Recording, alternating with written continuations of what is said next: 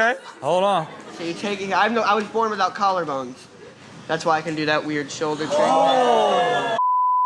No collarbones, and this is one of my favorite ones. Y'all should just start a band. Hello, stranger things എന്ന സീരീസിലെ Dustin എന്ന കഥാപാത്രം അവതരിപ്പിച്ച് കേറ്റൻ എന്ന കിഡിനുള്ള കണ്ടീഷനാണ് ക്ലേഡോക്രിയനൽ ഡിസ്പ്ലേഷ്യ എന്ന് പറയുന്നത്, അല്ലെങ്കിൽ CCD. അത് അഫക്റ്റ് ചെയ്യുന്നത് നമ്മുടെ ബോൺസിനെയും ടീത്തിനെയുമാണ്.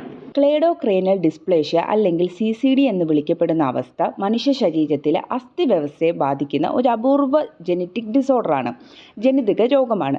ജന്മനാ തന്നെ ഉണ്ടാകുന്ന ഈ രോഗത്തിൻ്റെ പ്രധാന പ്രത്യേകത തോളലുകൾ അല്ലെങ്കിൽ നമ്മുടെ കോളർ ബോൺസ്, നമ്മൾ ബ്യൂട്ടി ബോൺ എന്ന് വിളിക്കുന്ന ക്ലാവിക്കിൾ എന്ന ബോൺ ഭാഗികമായോ അല്ലെങ്കിൽ പൂർണ്ണമായും അത് ഇല്ലാതാകുന്ന ഒരു കണ്ടീഷനാണ്.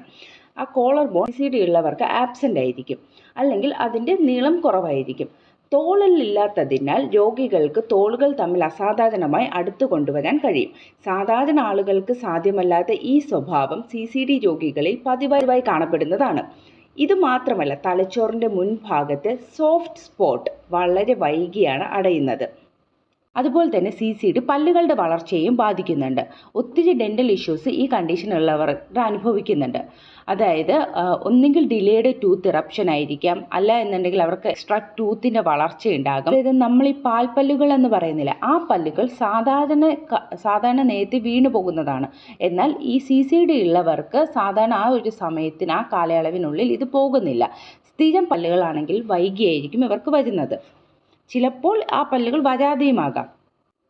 അതിനാൽ തന്നെ ചെറുപ്പം മുതൽ തന്നെ ഈ കുഞ്ഞുങ്ങൾക്ക് ഡെൻ്റൽ ചികിത്സകൾ അത്യാവശ്യമാണ്. CCD രോഗത്തിൻ്റെ കാരണം ഒരു ജനിതക മാറ്റം, അതായത് ഒരു മ്യൂട്ടേഷൻ കാരണമാണ് CCD എന്ന അസുഖം ഉണ്ടാകുന്നത്.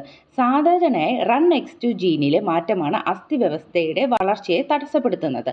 രോഗം കുടുംബത്തിലൂടെ പകരാനും സാധ്യതയുണ്ട്. അതിനാൽ ഇത് ഹെറിഡിറ്ററി രോഗമാണ്. CCDക്ക് ഇന്നും പൂർണ്ണമായ ചികിത്സയില്ല, പക്ഷേ നമുക്ക് മാനേജ് ചെയ്യാൻ സാധിക്കുന്നതാണ്. അതിൻ്റെ ലക്ഷണങ്ങൾ നമുക്ക് ഏറെക്കുറേക്ക് നിയന്ത്രിക്കാൻ സാധിക്കും. ഡെൻ്റൽ സർജറി, ബ്രേസ്, ഓർത്തോപീഡിക് ചികിത്സ, ഫിസിയോതെറാപ്പി മുതലായവ രോഗികൾക്ക് ഏറെ സഹായകരമാണ്.